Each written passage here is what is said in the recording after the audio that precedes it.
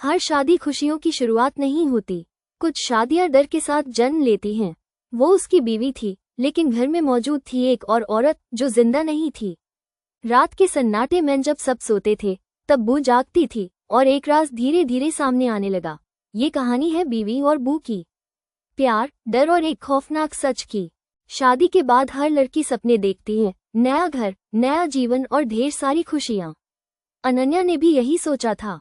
जब वो राघव के साथ उस पुराने से घर के सामने खड़ी थी, तो उसका दिल अचानक जोर से धड़क उठा। घर बड़ा था, बहुत बड़ा, लेकिन उतना ही खामोश। यही है हमारा घर? अनन्या ने हल्की मुस्कान के साथ पूछा। राघव ने सिर हिलाया। हाँ, दादाजी का था। अब हम यहीं रहेंगे। दरवाजा खुलते ही ठंडी हवा का एक झोंका आया, जैसे किसी ने अंदर से उनका स्वागत किया हो। अनन्या ने पीछे मुड़कर देखा, कोई नहीं था। फिर भी उसे अजीब सा एहसास हुआ। शाम होते होते घर और भी डरावना लगने लगा। पुरानी तस्वीरें दीवारों पर थीं। एक औरत की तस्वीर पर अनन्या की नजर टिक गई। उस औरत की आंखों में कुछ अधूरापन था, कुछ दर्द। ये कौन है? अनन्या ने पूछा। राघव ने नजरें चुरा ली। पुरानी बातें हैं, छोड़ो। उस जवाब ने अनन्या को और बेचैन कर दिया। रात को जब राघव सो गया, अनन्या की नींद खुल गई। घड़ी में समय था 3:12 बजे। अचानक मंदिर की घंटी बजी। Tin tin tin. अनन्या उठकर बैठ गई। दिल तेज धड़कने लगा। राघव, उसने धीरे से पुकारा। कोई जवाब नहीं। तभी उसे लगा जैसे किसी ने उसके कंधे को छुआ हो। वो पलटी। कमरा खाली था, लेकिन आईने में एक औरत खड़ी थी, सिंदूर लगाए, चेहरा उदास और आंखों में आंसू। अनन्या चीखना चाहती थी, पर आवाज गले में अटक गई। अगले ही पल सब कुछ गायब। सुबह की धूप जब खिड़की से अंदर आई, तो अनन्या की आंख खुली। रात की घटना उसके दिमाग में हथौड़े की तरह बज रही थी। वो उठकर आईने के सामने खड़ी हुई। कंधे पर साफ उंगलियों के निशान थे। ये सपना नहीं था। उसकी आवाज कांप रही थी। नाश्ते की मेज पर राघव अखबार पढ़ रहा था। राघव, अनन्या ने धीरे से कहा, हम क्या इस घर में पहले कोई और भी रहता था? राघव का हाथ अखबार पर रुक गया। क्यों पूछ रही हो? बस ऐसे ही, अनन्या ने नजरें झुका लीं। राघव ने बिना कुछ कहे अखबार मोड़ दिया और बाहर चला गया। उसकी चुप्पी अनन्या के डर से भी ज्यादा भारी थी। अकेली रह गई अनन्या घर साफ करने लगी। एक पुराने कमरे में लकड़ी की अलमारी थी, जिस पर मोटी धूल जमी थी। अलमारी खोलते ही एक पुरानी डायरी नीचे गिर पड़ी। पहले पन्ने पर लिखा था, अगर कोई ये पढ़ रहा है तो समझ लेना, मैं अब इस दुनिया में नहीं हूँ। अनन्या के हाथ कांपने लगे। डायरी की लिखावट किसी औरत की थी। हर पन्ने में दर्द, तड़प और एक अधूरी मोहब्बत की कहानी। शाम ढलते ही घर फिर से खामोश हो गया। रसोई में काम करते हुए अनन्या ने सुना पायल की आवाज। छन छन छन। राघव, उसने आवाज लगाई। कोई जवाब नहीं। आवाज धीरे धीरे सीढ़ियों की ओर बढ़ रही थी। अनन्या ने हिम्मत करके पीछे देखा। सीढ़ियों पर सफेद साड़ी में वही औरत खड़ी थी, लेकिन इस बार उसकी आंखों में डर नहीं था, बल्कि एक अजीब सी अपनापन। वो औरत बोली नहीं, लेकिन अनन्या के कानों में एक आवाज गूंजी, डरो मत, मैं तुम्हें नुकसान नहीं पहुंचाऊंगी। अनन्या की आंखों से आंसू बह निकले। तुम कौन हो? उसने कांपते होठों से पूछा।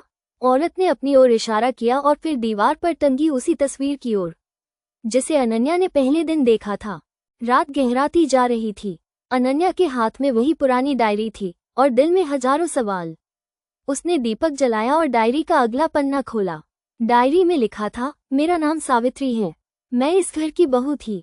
मैं भी कभी नई नई दुल्हन बनकर इसी दरवाजे से अंदर आई थी। अनन्या की आंखें भर आईं। हर शब्द में एक औरत का दर्द था, अपनापन, उम्मीद और फिर धोखा।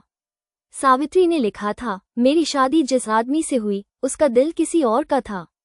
मैं इस घर में रही, पर कभी इस घर की नहीं बन सकी। अनन्या को राघव की चुप्पी याद आने लगी। उसका सीना भारी हो गया। तभी पीछे से हल्की हवा चली। दीपक की लौ हिली। अनन्या ने धीरे से कहा, सावित्री, क्या तुम ही हो? आईने में वही औरत दिखाई दी। इस बार वो पास आकर खड़ी हुई। उसका चेहरा दुख से भरा था, पर आंखों में कोई गुस्सा नहीं था। अनन्या के कानों में फिर वही आवाज गूंजी, मैंने इस घर में प्यार मांगा था, मौत नहीं। अनन्या रो पड़ी। तुम मर कैसे गई? उसने पूछा। सावित्री की आंखों से आंसू टपके। दीवार पर एक परछाई उभरी, एक औरत सीढ़ियों से गिरती हुई। अनन्या का शरीर सिहर उठा। डायरी का आखिरी पन्ना पढ़ते ही अनन्या के पैरों तले जमीन खिसक गई। उस पर लिखा था, जिस आदमी से मेरी शादी हुई वो राघव का दादा था, और जो सच्चा प्यार मुझे मिला वो कभी मेरा हो ही नहीं सका। अनन्या की सांस अटक गई। तो राघव इस घर से सिर्फ वारिस नहीं, इस कहानी का हिस्सा भी है। रात लगभग बीत चुकी थी। अनन्या डायरी को सीने से लगाए बिस्तर पर बैठी थी। दरवाजा खुलने की आवाज आई। राघव अंदर आया। उसके चेहरे पर थकान थी, पर आंखों में कुछ और, जैसे वो पहले से ही सब जानता हो। सवाल जो टाले नहीं जा सकते। राघव, अनन्या की आवाज कांप रही थी। राघव रुक गया। इस घर में कौन थी सावित्री? कमरे की हवा एकदम ठंडी हो गई। राघव ने धीरे से दरवाजा बंद किया और कुर्सी पर बैठ गया। तुम्हें कैसे पता? उसने बिना नजर मिलाए पूछा। अनन्या ने डायरी उसकी ओर बढ़ा दी। क्यों नहीं बताया मुझे? राघव का कबूलनामा। राघव ने गहरी सांस ली। बचपन से इस घर में मैंने अजीब चीजें देखी हैं, वो बोला। दादी कहती थी इस घर की बहू कभी चैन से नहीं रह पाई। उसने आंखें बंद कर लीं। सावित्री मेरे दादा की पहली पत्नी थी। अनन्या का दिल बैठ गया। बू की मौजूदगी अचानक कमरे की लाइट बुझ गई। आईने में धुंध उभरी। सावित्री वहां खड़ी थी। इस बार उसका चेहरा गुस्से से भरा था। राघव कांप गया। वो फिर आ गई। उसकी आवाज टूट गई। सच जो दबा दिया गया। सावित्री की आवाज इस बार साफ सुनाई दी। मैं गिरी नहीं थी, मुझे गिराया गया था। अनन्या की चीख निकल गई। राघव घुटनों के बल बैठ गया। मुझे माफ कर दो, वो रो पड़ा। सच पता था, पर डर गया था। चेतावनी। सावित्री की आंखें अनन्या पर टिक गईं। उसकी आवाज अब नर्म थी। मैं तुम्हें नुकसान नहीं पहुंचाऊंगी, लेकिन अगर सच सामने नहीं आया तो ये घर फिर से किसी और की कब्र बनेगा। कमरे में तेज हवा चली और सावित्री गायब हो गई। आखिरी इच्छा। कमरा अब भी ठंडा था। सावित्री के जाने के बाद खामोशी और भारी हो गई। अनन्या और राघव एक दूसरे के सामने बैठे थे, डर, पछतावा और सच्चाई के बोझ के साथ। राघव का डर। अनन्या, राघव की आवाज टूट रही थी। अगर ये सच सबके सामने आ गया तो हमारा परिवार, सब खत्म हो जाएगा। अनन्या ने उसकी ओर देखा, सीधे, बिना डरे। अगर सच नहीं आया तो ये घर किसी और की जिंदगी खत्म कर देगा। उसके शब्द किसी फैसले जैसे थे। सावित्री की वापसी। अचानक मंदिर की घंटी फिर बजी। Tin tin tin. आईने में धुंध उभरी। सावित्री फिर सामने थी, इस बार हाथ में एक पुराना लाल कपड़ा। उसकी आवाज अब शांत थी। मेरे सबूत इसी घर में छुपे हैं। तहखाने का रास्ता। सावित्री ने जमीन की ओर इशारा किया। फर्श के नीचे लकड़ी का एक ढक्कन था। राघव ने कांपते हाथों से उसे खोला। नीचे एक पुराना तहखाना था, अंधेरा, नम और डरावना। अनन्या ने दीपक उठाया। हमें नीचे जाना होगा, उसने कहा। सच के निशान। तहखाने में एक पुराना बक्सा रखा था। अंदर मिले सावित्री के गहने, खून से सना कपड़ा और एक चिट्ठी। चिट्ठी में लिखा था, अगर मैं मर जाऊं तो समझ लेना मुझे मारा गया है। राघव फूट फूट कर रो पड़ा। आखिरी इच्छा। सावित्री की आवाज तहखाने में गूंजी। मेरी मौत को हादसा मत रहने देना। मुझे बदला नहीं चाहिए, इंसाफ चाहिए। अनन्या ने आंखें बंद की और सिर हिला दिया। मैं वादा करती हूँ, उसने कहा, सच सामने आएगा। सच की पहली कीमत। सुबह का उजाला घर के अंदर तो आ गया था, लेकिन अंधेरा अब भी हर कोने में जमा था। अनन्या रात भर सो नहीं पाई। तहखाने में मिले सबूत उसकी आंखों के सामने बार बार घूम रहे थे। पुलिस बुलाने का फैसला। हमें पुलिस को बुलाना चाहिए, अनन्या ने साफ कहा। राघव चुप रहा। अगर हम नहीं बोले तो सावित्री को कभी शांति नहीं मिलेगी। अनन्या की आवाज में अब डर नहीं, दृढ़ता थी। काफी देर बाद राघव ने सिर हिलाया। ठीक है, अब और भाग नहीं सकता। परिवार का आना। पुलिस के आने से पहले ही घर में शोर मच गया। राघव के चाचा, ताऊ और कुछ रिश्तेदार अचानक पहुंच गए। ये क्या तमाशा है? चाचा गरजे, पुरानी बातों को क्यों खोद रहे हो? एक और आवाज आई। अनन्या समझ गई, ये लोग सब जानते थे पर चुप रहे थे।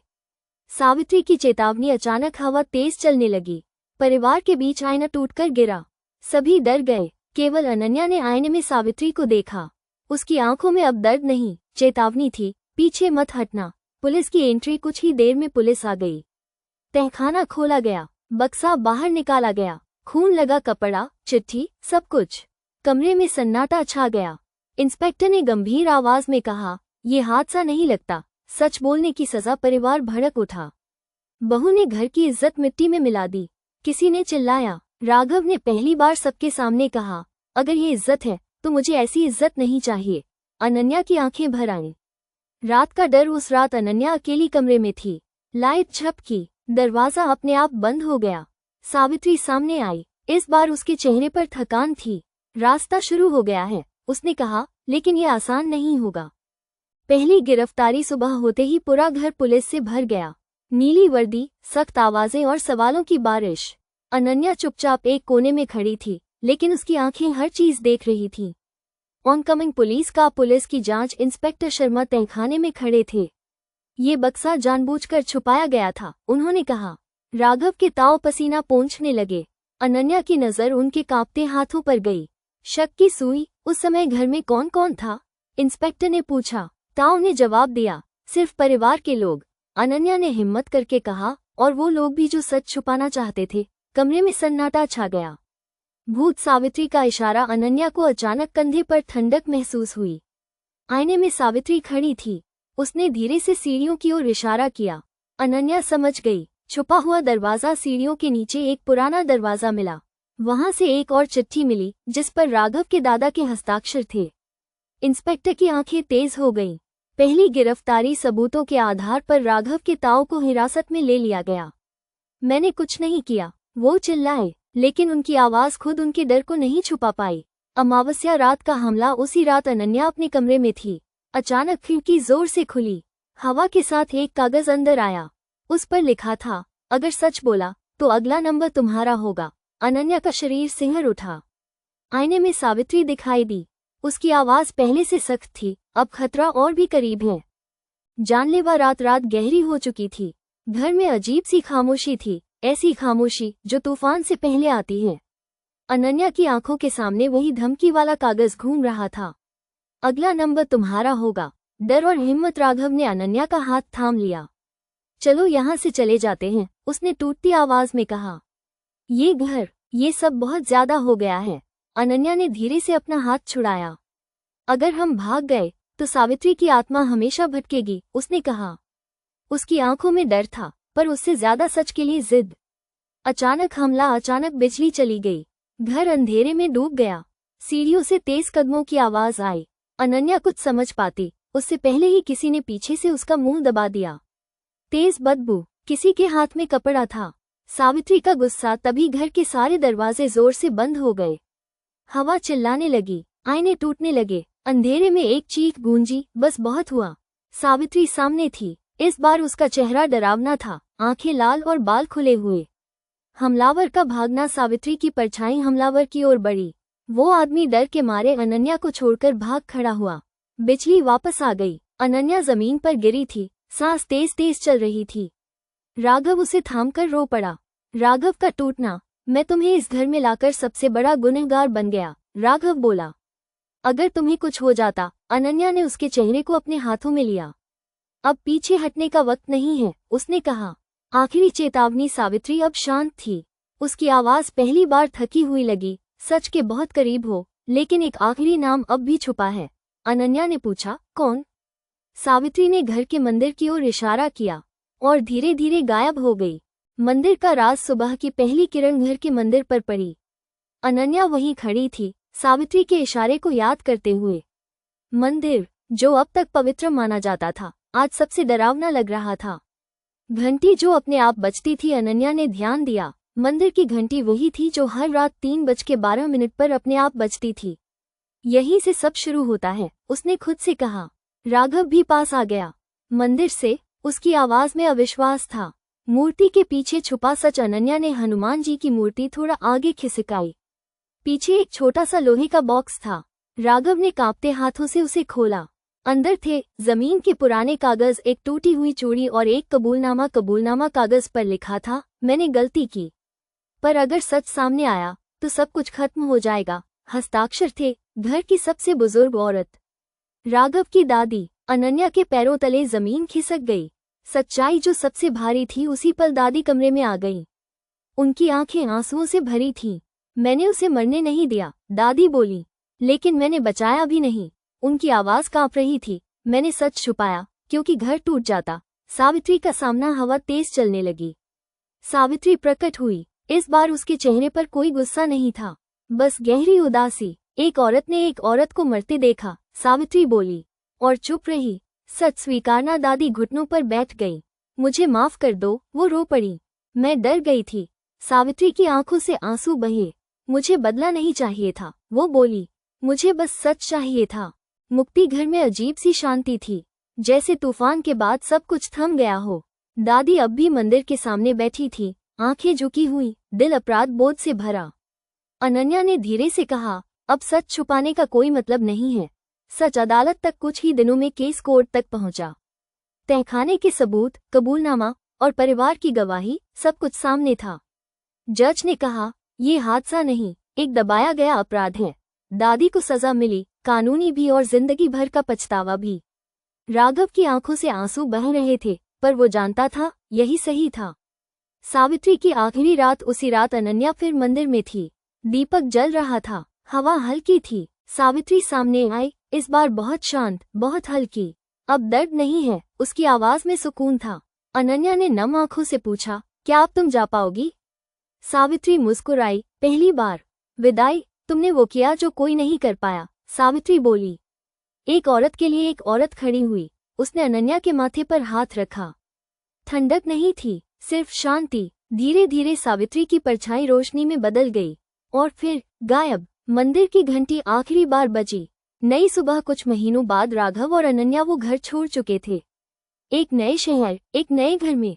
अनन्या की जिंदगी में अब डर नहीं था, बस याद थी कि सच कितना भारी होता है और कितना जरूरी भी। आखिरी पंक्तियां, कुछ आत्माएं बदला नहीं चाहती, बस सच चाहती हैं। और कुछ औरतें इतनी मजबूत होती हैं कि सदियों का डर तोड़ देती हैं। बीवी और बू, डर की नहीं, इंसाफ की कहानी थी।